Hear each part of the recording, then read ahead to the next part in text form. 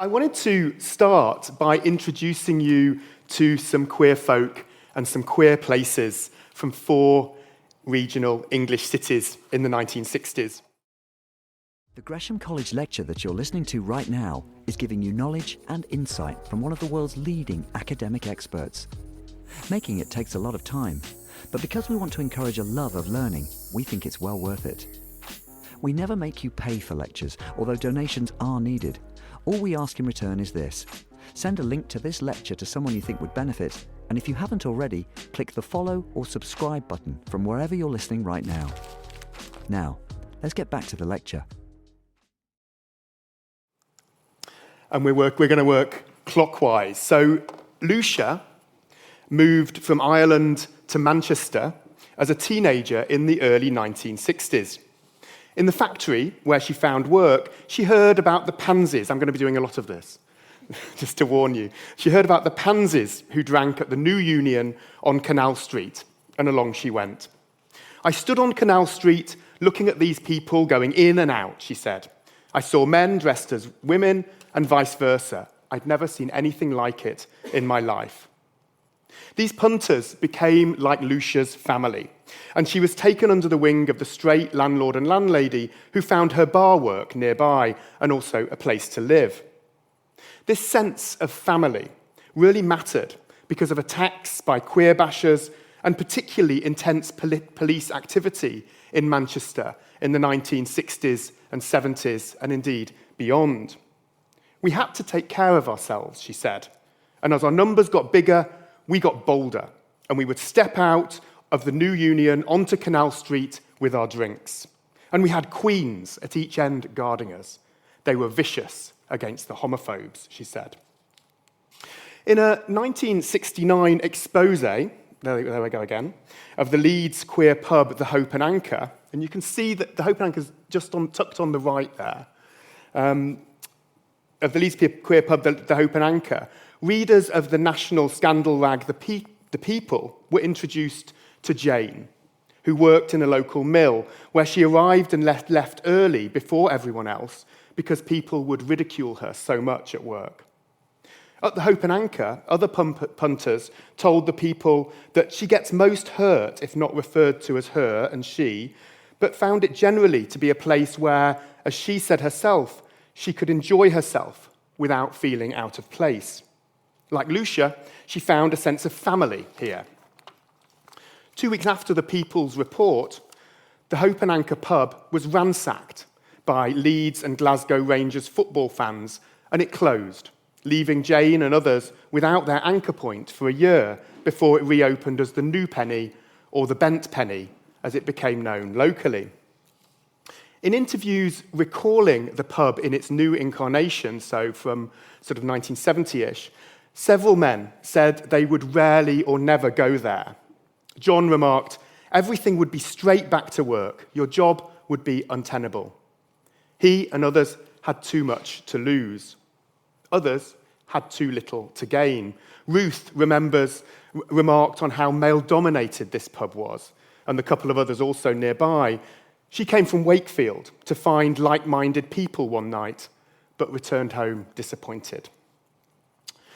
Eileen moved to Brighton from Glasgow because of its near queer notoriety in the 1960s, or by the 1960s. She relished being able to go out on a Sunday wearing a pair of slacks and, quotes, "nobody turned around calling me a cow."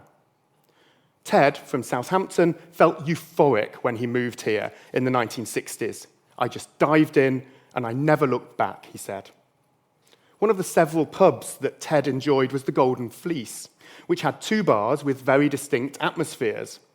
Bert in one was the soul of discretion. Dennis in the other was one of those flamboyant queens. His bar was hilarious and riotous, but Dennis could be indiscreet and might compromise you in public. Discretion still clearly mattered in Britain's San Francisco. Nearby Filkin's Casuals, the smutty combination of Phil and Ken, the men who owned it, meanwhile fed a distinctive queer style in Brighton in the 60s and 70s, with terribly Hawaiian shirts and all sorts of twirl at the neck, Grant remembered. Remembering 1960s Plymouth, this is there in the bottom left, from the vantage point of the 2010s, local-born Ted, a different Ted, there's quite a lot of Teds, was nostalgic. It was better when it was against the law, he said. We were like a big family. We all knew who we were and where we could go. We always used to go for drinks on Saturday night at the Lockyer Hotel, which is pictured here. The queer bit was this lower-level extension at the back. It was only a little place, but we were used to it, and the staff knew us. Another local, a teenager in the 60s, was forbidden by his parents from going down Union Street, notorious for the sailors who went out on the lash there. He went, nevertheless, of course, and remembers the Paramount. You got up to this tall, really tacky room with a tacky bar where they played jukebox music. And you got all the services. You got the prostitutes, you got the queer boys. Basically, the dregs of society ended up there. And sometimes you'd get a drunken sailor saying, "Come here, darling, I want to dance with you." The imperative, though, was to keep below the proverbial radar. You have your joke, you muck about, but nothing else, one Lockyer punter told Gay News when they visited in the early 1970s. Now, there's much to connect these places and experiences. In each, there was at least one tacitly queer pub. Brighton had several, which had a mix of punters who found some sense of ease and possibility, quite a lot of fun, and for some, a sense of family in what were, in other ways and in other places, hard times. These were years when the homosexual-heterosexual binary, with which we're now so familiar, was becoming more entrenched and discussed. And in each city, this separation was becoming more evident, in a way illustrated in this documentary on Leeds, which I'm just going to show you a small clip of. Let's see if we can. Although in Leeds, as in other northern cities, most people do not adopt a Victorian moral attitude and even express a kind of tolerance, it is still difficult for a homosexual to fit into the tougher and less permissive environment that he finds there. Some homosexuals have their own places, which they must stick to. Others have nowhere. Are there many in Leeds that you know of? I don't know, but I've seen a few look like her. Well, I suppose there must be, really, yeah. But they all keep to their own little haunts. Well, various pubs that are notorious. I went down to Hope and Anchor for a giggle one night. Yeah. You know. And why did they giggle? No, it was it was sickening, actually. Well, not really funny, but I mean, I probably would laugh, I don't know. I don't find it funny at all. Yeah. I feel more sympathy than anything else. Right.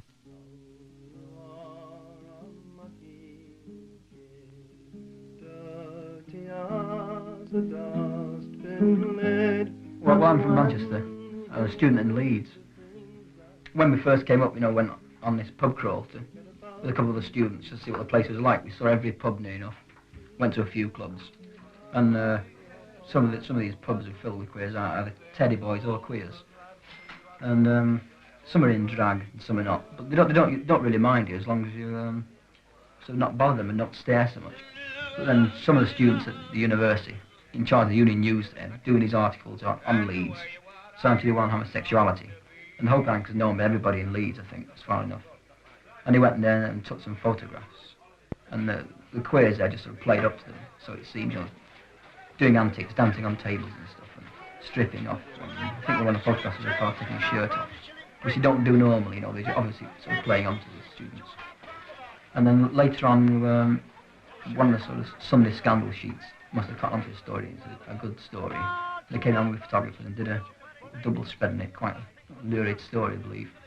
And Leeds was playing a football team, Rangers, Glasgow Rangers. And Leeds is pretty bad anyway for football, people smashing windows and stuff. And I think the Rangers lost, and they would probably be on a pub crawl afterwards. And they must have come across this place or heard it from this paper anyway.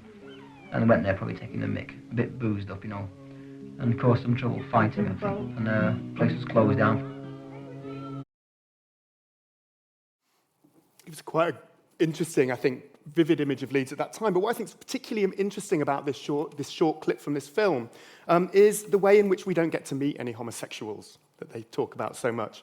This is about people who are over there in their haunts, and we're getting this from very much from the perspective of the norm.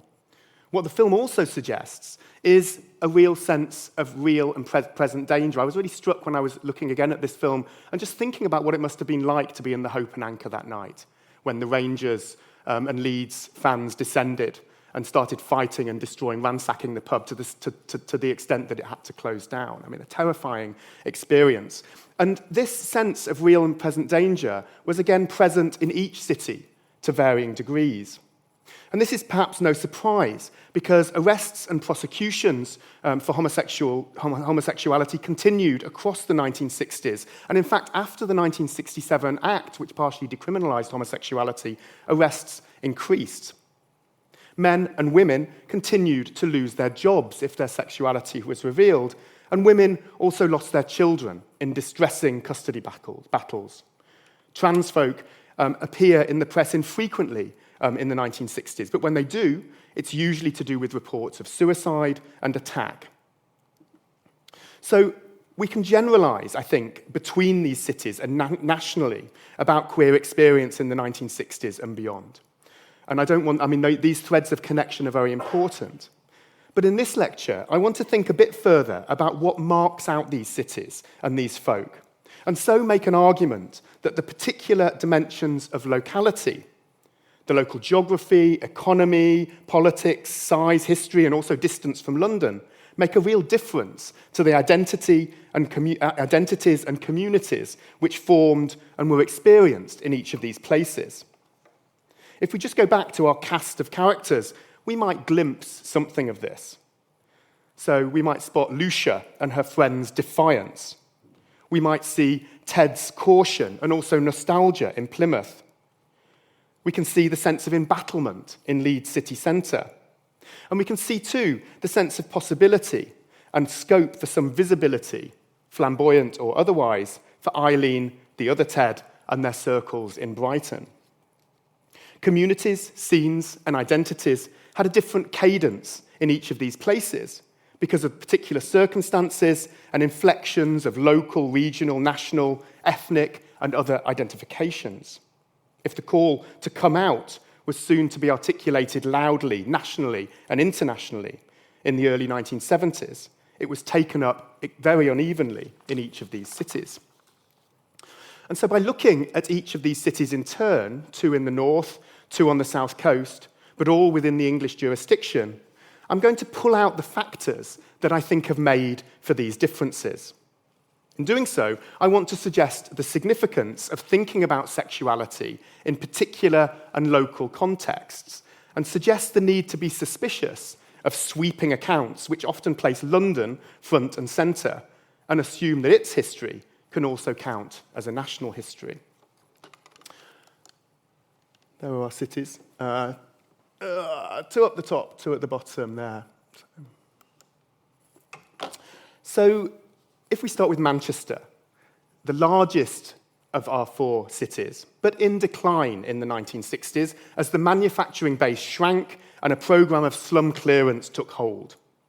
544,000 people lived in the city in 1971, a drop of 80,000 from 1961, really quite a substantial dip.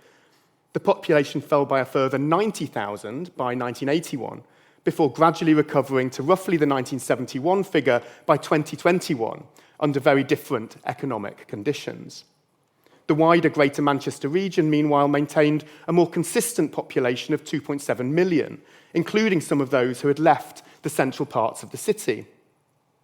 Others moved in, however. Afro-Caribbean immigrants settled in the inner south suburbs from the later 1950s, and the number of students in the city doubled from about 12,000 to about 24,000 from 1961 to 1971, and that's kind of in line with the national trend. These incomers contributed to a burgeoning youth culture in the city, which was centred on dance halls, shebeens, and all-night cafes, which were, according to the Bolton Evening News, hives of moral decadence. A somewhat associated queer scene developed alongside, brought to wider visibility during the 60s by particularly aggressive policing, which came with the appointment of John Mackay as the new chief of police in 1959. Landlords and punters at the Rembrandt, a country pub in the city, and the more working-class New Union, which we've seen already, both on Canal Street in the southern part of the city centre, found themselves in court on various indecency and licensing charges. These and other venues were mapped in local press coverage as a result, flagging the existence of a nascent queer scene as surely as the dangers associated with it. It showed you where you could go if you were interested. The intense police activity and press interest in part explains the stridency of queer community here that we saw in Lucia's testimony.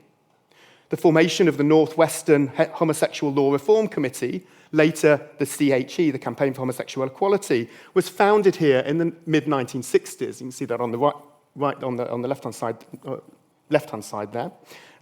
And direct action lesbian and gay organising at the start of the 1970s, in a campaign of kiss-ins and slogan painting on city central railway bridges, for example, has been understood locally as an extension of the city's longer radical lineage of Peterloo and the Pankhursts. So said Paul Fairweather, Manchester City Council's first gay officer from 1984, and another radical local initiative. Paul suggested that this Mancunian history and tradition, together with union and workplace comradeship, underpinned a particular sense of solidarity and an upstart queer scene in Manchester, large enough to have lots going on, but unlike London, small enough to be socially and politically networked and completely manageable. I'm quoting Paul here. So we've got a combination of factors. A city large enough to have a critical mass of queer people, particularly intense police activity, marshalled against queer and black people and the venues they used from 1959 right through to the 1980s, a broader tradition and history of solidarity and radicalism, and an interestingly and enduring crossover queer scene which brought different people together. So in the 60s, but also into the 70s and 80s, there were central Manchester venues like Paddy's Goose, Tommy Duck's and the Blooms Hotel, which were nominally regular bars, but popular with queer and trans people. If I went to the Goose on a Wednesday, I'd be sure to find some other trans people to spend the evening with, said Jenny Ann, who felt anchored in the city in the 70s and 80s as a result of these places, and also because of a trans support group running out of the university chaplaincy on Oxford Road, crucially with a car park that allowed her to arrive and also to leave discreetly and safely. In the years to come, these traditions continued. Manchester remained on the cutting edge politically. It hosted the largest anti-Clause 28 demo in the country in 1988, and you can see that up here on the left-hand side, on the right-hand side. Apologies, left and right, always tricky. And the city also gained a larger national and international reputation for its cutting-edge and crossover music and dance scenes. In a city in decline, it was cheap in the 1970s and 1980s to live and to put on parties in the industrial buildings and warehouses that were increasingly lying empty in the centre. Kate, a trans woman, told me in an interview, the only people who seemed to live in town in the late 1980s were queer. We didn't even have a supermarket. There was something about not just moving to Manchester, but living in the centre of it. We just wanted to be right in it, to be part of it. The Labour-controlled City Council was amongst the first in the country to appoint lesbian and gay officers, as we've seen already, and committees in the 1980s, mid-1980s. And the council actively supported the new gay centre. It helped gays and lesbians into housing, recognising the disproportionate difficulties many of them faced, especially in the context of the AIDS crisis. And they helped facilitate the formation of the UK's first gay village through licensing and street furniture and other initiatives. And this happened in the deserted warehouses and buildings around Canal Street, the post-industrial landscape lending itself to this kind of renewal.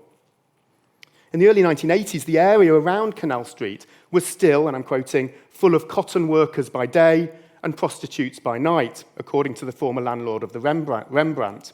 Thereafter, the warehouses emptied and only the prostitutes were left.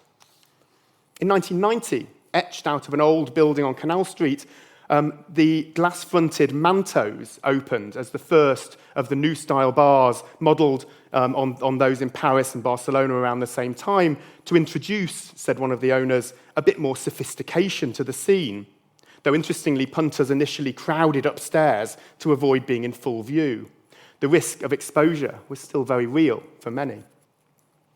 Soon after, this area became the hub for city centre warehouse apartment living, bar and club-based socialising, and AIDS-related community fundraising and support. The new potential of the Pink Pound was especially evident here. And Queer as Folk, the landmark Channel 4 series of 2001, cemented the village's place on a queer cutting edge for a much wider audience, and the City Tourist Office was soon promoting it alongside Curry Mile and other newly defined urban quarters. Cerridwen from Leeds found it liberating, exciting to have such a place, where there was at least a couple of lesbian venues and nights alongside the majority that were gay male. Joe contrasted the bright lights of gay Manchester with parochial Plymouth. The village was criticised for being an exclusionary ghetto, for being too commercial, too young, too white, too straight, too gay, for not being queer enough. And partly as a result, it provided a spur to an alternative in the 2000s, associated especially with the Northern Quarter and harking back to earlier music, queer and drag scenes. This alternative scene traded frequently on ideas of local working class, industrial and radical authenticity, rather than the Euro-American trends which were seen to dominate the village scene and venues. It pushed boundaries in terms of music, performance, and what it meant to be queer, the more frequently deployed term in this alternative circuit. The gay village, nevertheless, maintained its status as a place of socialising, community, remembrance. Opposite the Canal Street, there's a park called Sackville Park, which has a memorial to Alan Turing, to people that died in the AIDS crisis, and to people who have suffered transphobic attack and murder.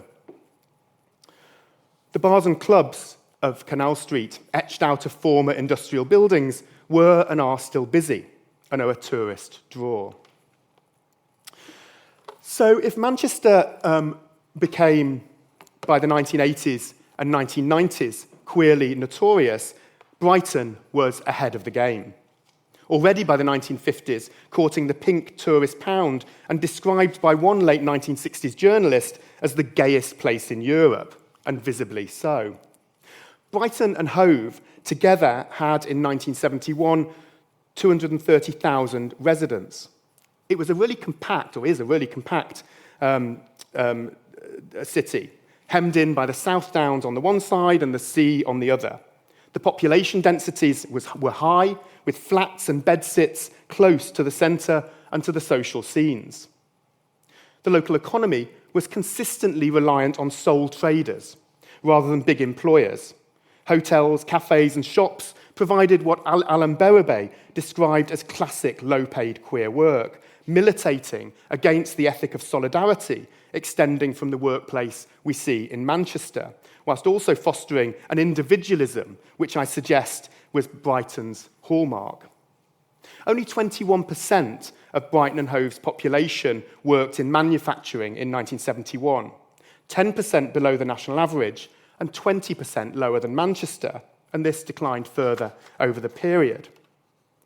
More people here were self-employed and in professional, managerial and skilled roles, with a substantial proportion, 1 in 20 in 1971, 1 in 12 by 2011, commuting the 60 miles to office-based jobs in London.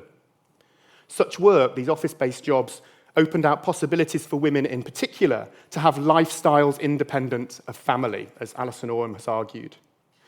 Commuting separated work from home, sexual and social lives for many Brightonians, further underpinning the onus on pleasure and consumption in the city itself. So the keynote I'm highlighting was self-expression and individualism, and this was enhanced by an arts and students scene, which had a disproportionate impact here because of the small size and geography of the city. The University of Sussex, in the middle there, opened in 1961, rapidly gaining a radical reputation. And alongside, there were new town centre buildings for the College of Arts and Crafts. The Brighton Festival began in 1967 and rapidly became the biggest arts festival in England. A queerish independent bookshop, the Unicorn, opened much earlier here than in the other cities. And there were also avowedly gay hotels earlier than in other parts of the country. We can see that the proprietor of the New Steen Hotel, which had been around, I think, since the late 60s. This was, moreover, in the 1960s and until the early 1990s, a relatively cheap place to live, certainly not now. And this made for a youthful and countercultural population. An associated queer life was tangibly woven into Brighton's cultural and commercial fabric. And this was a draw to a steady stream of migrants from other parts of the country in decades when homophobia was felt acutely elsewhere. Surveys in the mid-1990s show very few members of the LGBTQ population were actually born in the city, and this is a rather different profile from in Plymouth, for example. And there was a sense of this, of a city enthusiastically chosen, and again by individuals and for themselves. You can see a theme emerging here. And though Brighton remained very white, the incomers furnished some sense of cosmopolitanism and brought different experiences and ideas to bear on the community and sense of counterculture here. The queer scene was already substantial enough by the 1960s to be riven by cliques and snobbery. Grant recalled that lots of queers would say, "Oh, I wouldn't go into that place, it's frightfully rough and tumble." His own queer set went out during the week to avoid the rougher queer blokes from Midland and northern cities who he said visited at weekends. There was a distinctive style too, as we've already seen. Michael found the quick-witted Brighton queens very alarming when he arrived from Luton in 1960 as a 22-year-old, and Grant remembered that colour-wise in Brighton, it was a bit grotesque. There was a fashion link between Brighton and London, and much shuttling to and from the capital in ways that gave this smallish seaside resort a metropolitan edge.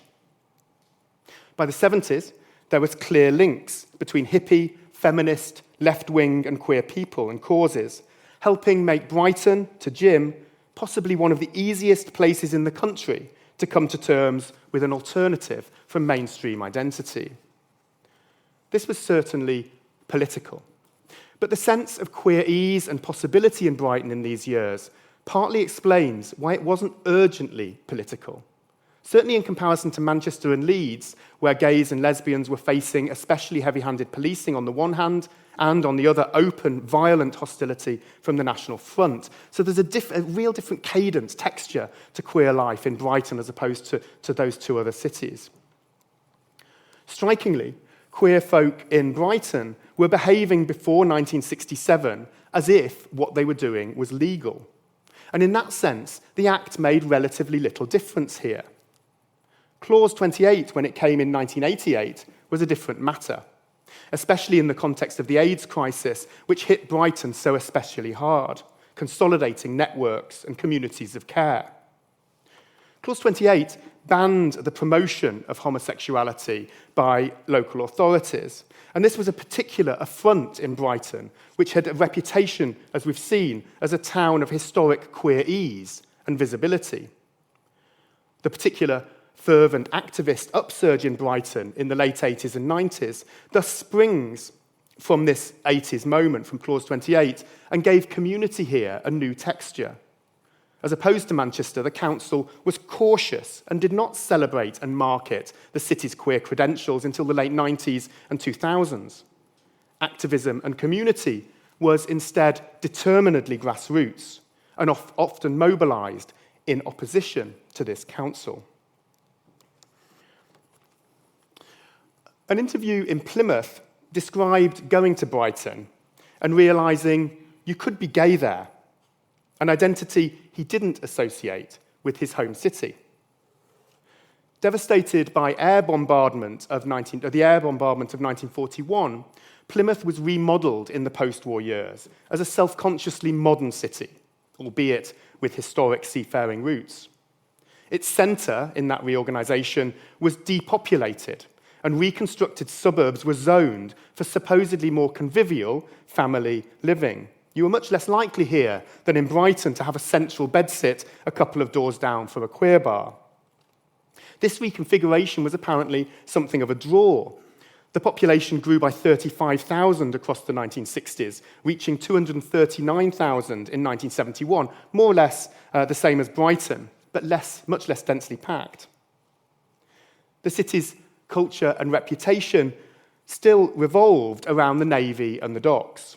In the 1960s, a full 40% of men, 11% above the national average, worked in public service of one type or another, largely on account of the military presence. 25,000 people were employed directly in the dockyard or navy in the 1970s, and roughly the same again in associated trades. This amounted to just under a quarter of the city's working population. More people here than nationally were skilled and semi-skilled, with fewer in the professional and managerial or unskilled social categories. As a result, many Plymouthians shared a class and occupational background and identity, often aligned with a strong sense of family tradition and culture. It was, like Brighton, also very white.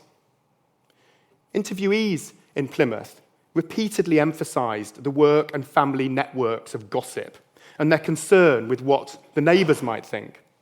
There was a felt need to keep below the proverbial radar, and for very pressing reasons.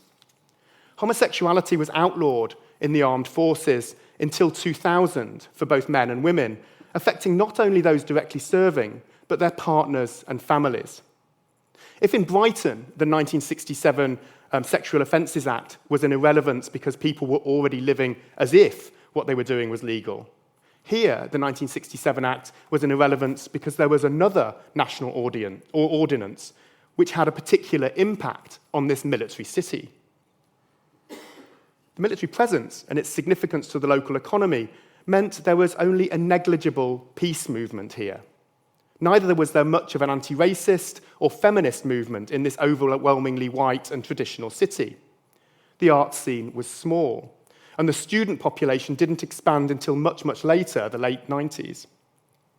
Now, these things matter because they are factors that prompted and sustained the alternative scenes, politics, and countercultures which feature in different ways in each of the other cities, especially from the late 1960s, and which aligned gay, lesbian, and trans identities closely to the left and to counterculture in this period. In Plymouth, we see something very different, but it did not mitigate against queer fun here. There was a big, I'm quoting, a big scene for women in the early 1980s around the station, Sharon told me. She remembered that we used to designate loads of little pubs around North Road.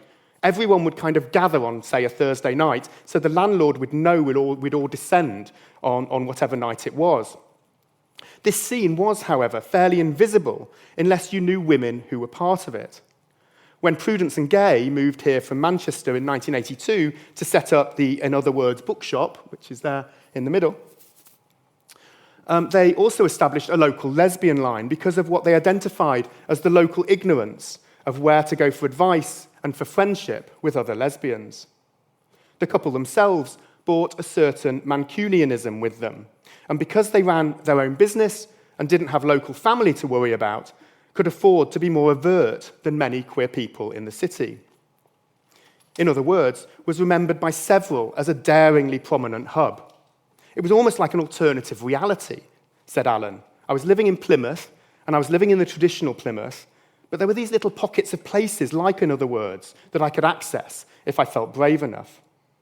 Then there was the Lockyer until 1977, 2 years after Bell Cook did this wonderful rendering of its interior. 1977, when the new landlord turfed out the gays, and one or two other pubs or clubs and more loosely queer venues like the Paramount, which Michael described earlier. There was an equally vibrant outdoor sex scene in the city's many green spaces, involving men, including a sizable number of sailors, who often didn't identify as gay, but enjoyed casual sex with other men. There seems to have been a tacit knowledge and toleration of this. There was a sense here in the 60s, and really right up until the 1980s, that you could retain your normality and your masculinity whilst also having some casual gay sex, as long as you didn't act gay. At a workshop I ran in the city, a story surfaced of a father who beat up his son really quite seriously in the early 1980s when he discovered that this son was gay, despite the fact that he himself, the father, had regular casual sex with men. In this military, male-dominated city, there was an especially thin dividing line between the sex men might have with each other and homosexual identities taken up by others, which were deemed to be beyond the pale. Such lines were sometimes policed by the kind of terrible violence that this father meted out to his son. The imperative was to discretion, and this was facilitated by the separation of homes in Plymouth from places of social and sexual recreation.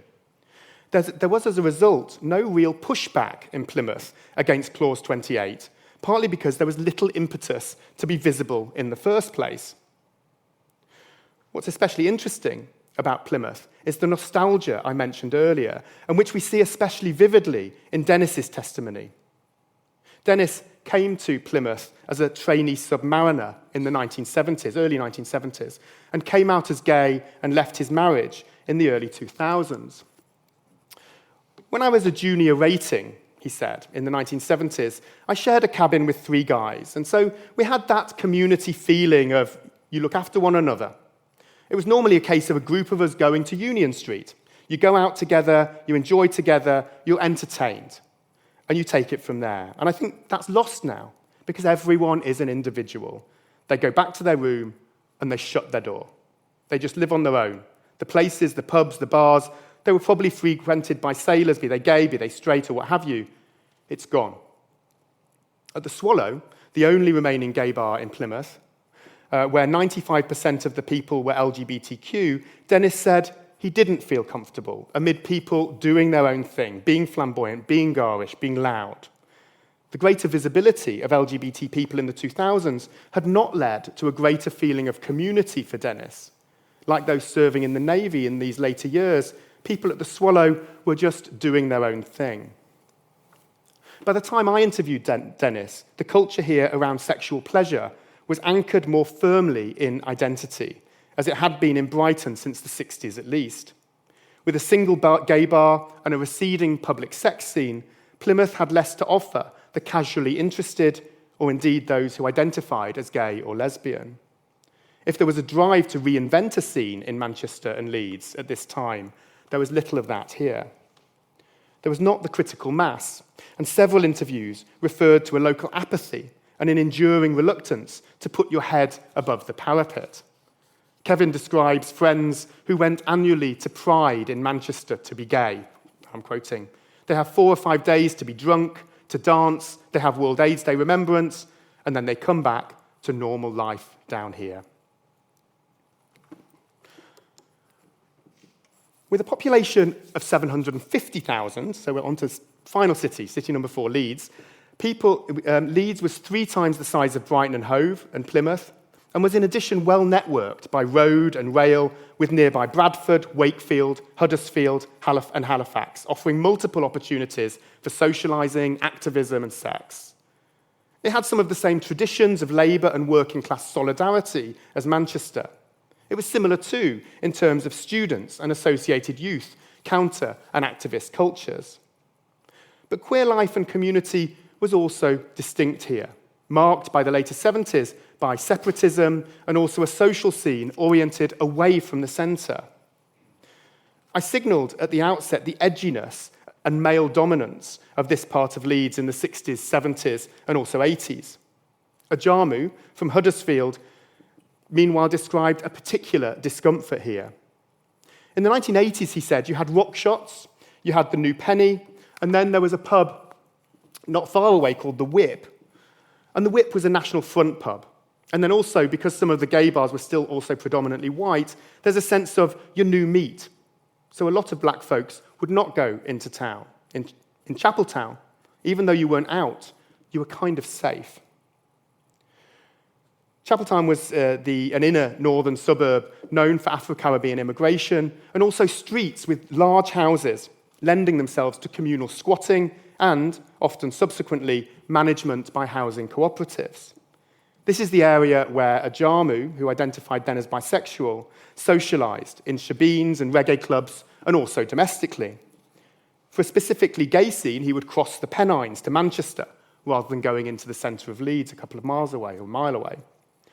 The large houses, meanwhile, enabled a lesbian, feminist and separatist community to form, and also to be sustained, with a social scene developing in rooms rented in local pubs, the Dock Green, which I rather like, was a former police station, you can see it pictured there, and also in an Afro-Caribbean community centre in Bradford.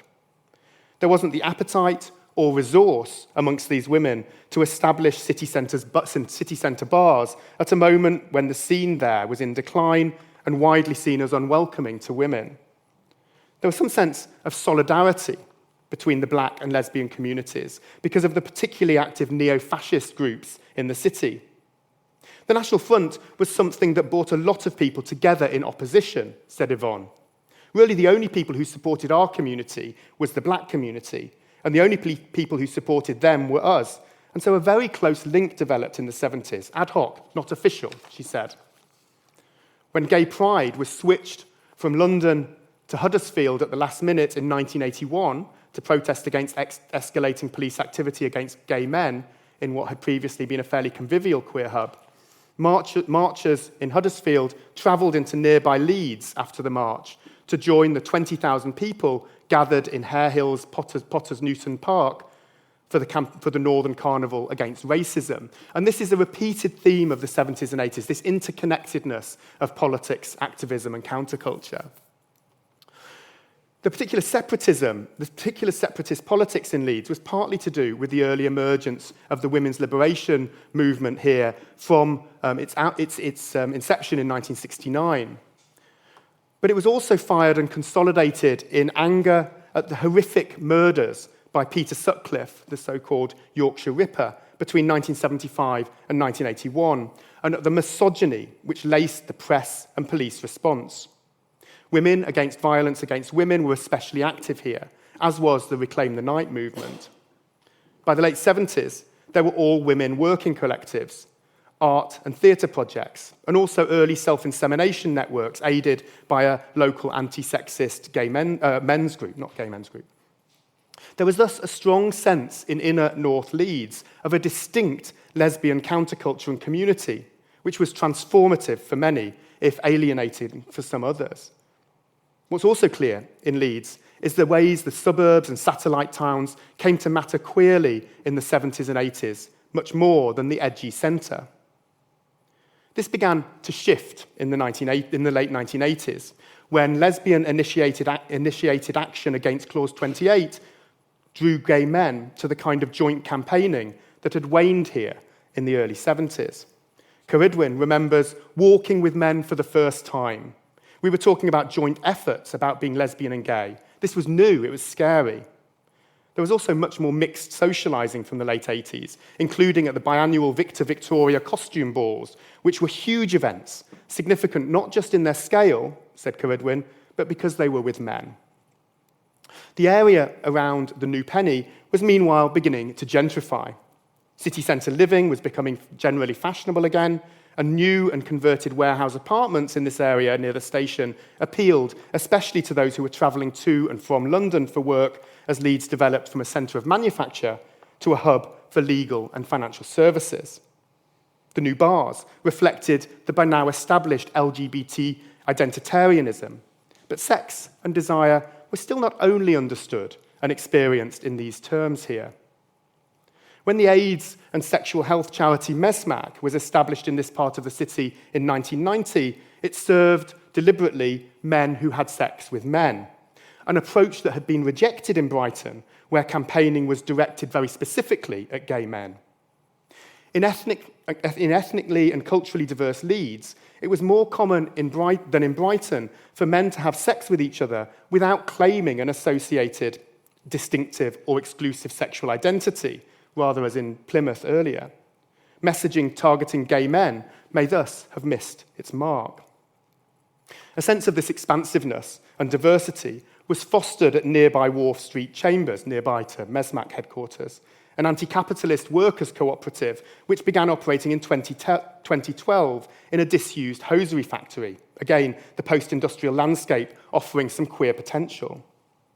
Social and support groups met here, and it gained a particular reputation as a welcoming space for trans and gender non-binary people who had previously often felt the need to travel or move from Leeds for community, notably to Manchester, where there were longer-standing networks and a different, if still uneven, tradition of inclusivity. This central part of Leeds became a queer hub again, and there was a sense of return in this, even though the shape and dimensions of community had shifted dramatically since the days of the Hope and Anchor in the 1960s. In the years in between, Leeds' queer life flourished, mostly beyond this part of the city, in the suburbs and satellite towns, and through social and political networks converging in community centres, the upstairs rooms of regular venues, and people's homes.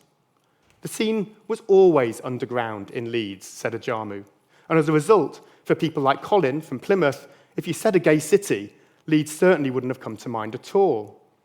This was to do with geography and demographics, with alternative social, sexual, and political scenes, and with a local authority which was supportive, but less proactively so than in Manchester. As a result, industrial decline played out differently on queer life here. So let me conclude. In the 70s and 80s, Pride was definitively, apart from that trip to Huddersfield, a London event. Now, there's barely a weekend between June and September without a Pride event in one city or another across the UK, including Manchester, Leeds, Brighton and Plymouth, which held its first Pride later than the other cities in 2010, and typically for Plymouth out of public view in the city, inside the City Hall. This fanning out of Pride from the capital in the 1990s, but especially the 2000s, speaks to shared queer coordinates and trajectories.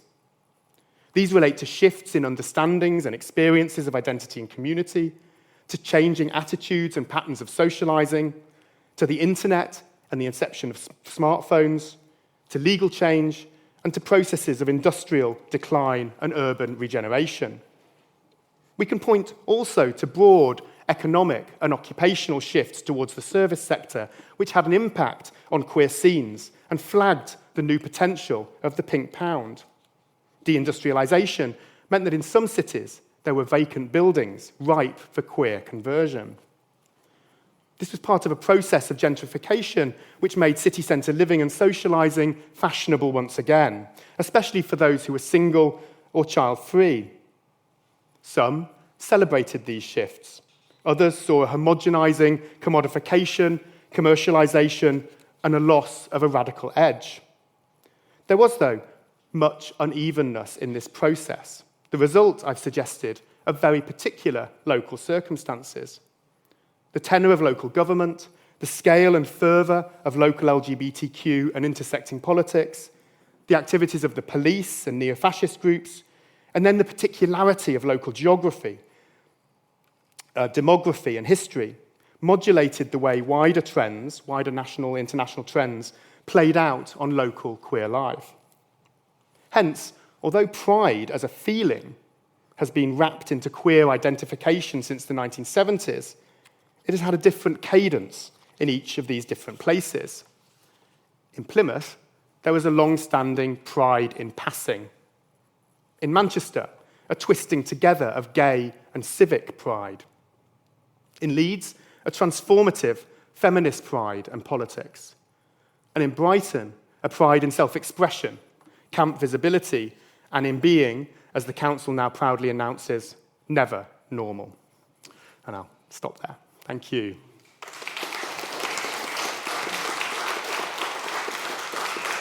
Thank you, that was excellent. I'm thinking about the contemporary vitriol and rhetoric levelled at trans people. I'm wondering how much you think that is a bit of history repeating itself with some of the homophobia faced by the citizens of the 20th century. Yeah, completely. Yeah, no. I think there's two things about history. I mean, the first is that there's a very strong sense of being there before. I mean, I I came out in 1990, and the late 80s and early 90s, the kind of homophobia and the particular rhetoric about danger to children and these various other, and pretense and all these various, strands of homophobic rhetoric are getting remobilized against trans people in the present, and surprise, surprise, in the run-up also to a general election. But I suppose what I'd add to that, maybe in a way that I think gives us maybe some hope, is that I think the emergence and flourishing of trans historical work, of trans history, and queer historical work that includes work on trans people and networks, I think it really gives the lie to the current transphobic rhetoric that being gender non-binary is something new and modish. So I think this kind of deeper history and the particular ways in which trans identities and communities have formed in different places across the UK is a really important part of the histories that we're trying to mobilise. And it goes back to that kind of 70s insistence that history is personal and history is political. So this is why these histories matter, because if we don't make these histories, then the transphobes, the homophobes get away with this presumption, this insistence that these identities and communities are somehow only of the present. Cool. I'll take one from Slido next. You've talked about 4 very different places across England. What do you think those places, the cultures of those places, had in common over the period you've been looking at? So, in a way, what they have in common actually is, I think you can really look at each decade and you can identify some common features. I talked about there was a real resonance with some of these kind of queer-ish, I've called them, pubs, where there was a real crossover of people gathering, and it was kind of more or less the only place in the city where you might go socialise. And so you can see, factors like that. I think you can also see, a commonality in terms of music cultures, some performance cultures. I think there's that sense from the kind of 2000s of smartphones and the internet kind of maybe homogenizing in some ways queer culture. And yet I'm a bit resistant to these commonalities. I think that it's not to deny them at all. But I think what we start to miss is, for example, the very particular impacts of the AIDS crisis, for example, on certain parts of certain cities and certain places in the UK as opposed to others, and the different levels of fear and community coming together in those different contexts. And I think we can also see, there's a kind of tangible difference between the kind of 2 northern scenes of Leeds and Manchester, for example, for all the reasons I've talked about, as well as things that make them alike. And there's a kind of considerable crossover as well. I suppose, if I was going to call it, I'd say that the biggest commonalities are between Manchester, Leeds and Brighton. I think they were all fascinating in different ways, but for me the most fascinating city was Plymouth. It was our kind of wildcard case study, and it really threw up a very different dynamic. And it threw up this kind of really interesting nostalgia. So we tend to think about this, trajectory where, it was all terrible and now we're here and the laws change and everything's much better, supposedly. But in Plymouth, there was a real nostalgia for a very different form of community, a very different form of coming together for both lesbians and gay men in the city. And I thought there was something really interesting about that, and that really informed the way in which community and identity were understood in the present as well. Excellent, thanks very much. Any questions in the room before I take another one from Slido? Hi, thank you so much. Would you speculate on what the future of queer England could look like, given the ties that you brought up between economy and military hubs in the city and things like that, as the country's changing with the cost of living crisis? What do you think the future of queer England could look like as people are moving differently and living in different places? That's a really wonderful and unanswerable question. But no, it's very interesting to reflect upon. And in a way, one of the reasons why I think we talk about the growing homogeneity of queer cultures is partly because of economic change. So actually the distinctive economy of Plymouth, for example, and of Manchester and of Leeds has shifted. And there's much more in common between those three economies than there was even 20 years ago. And that really makes a difference. I'm not an economic historian, but I became convinced working on this project that the work people do and the economies of local people really matter to the way in which they think about themselves. And so I think, in a way, you could talk about a kind of movement towards the service sector re-inflecting and homogenising queer culture into the future. So I suppose that's one thing to reflect upon. The other thing that I think is really notable, you'll have spotted maybe that I talked a bit about house prices in Manchester and Brighton. And I think one of the things that is going to happen increasingly is a greater spread of queer individuals and a community that's networked over larger areas. Because Brighton, it was really interesting stroke sad in Brighton to interview older LGBTQ people who felt priced out of a city that they'd lived in for 30 years and were moving along the coast, some of them to places where they'd started out and left because of the homophobic attacks and abuse they'd received there. And I think I think you're seeing the same in Manchester, kind of spread out from the city. And I wonder whether we're going to see, also as social attitudes change unevenly, I wonder whether we're going to see a greater spread and the significance of online networks connecting people. And I think that might be something to kind of reflect on, maybe my retirement project in 10 years' time.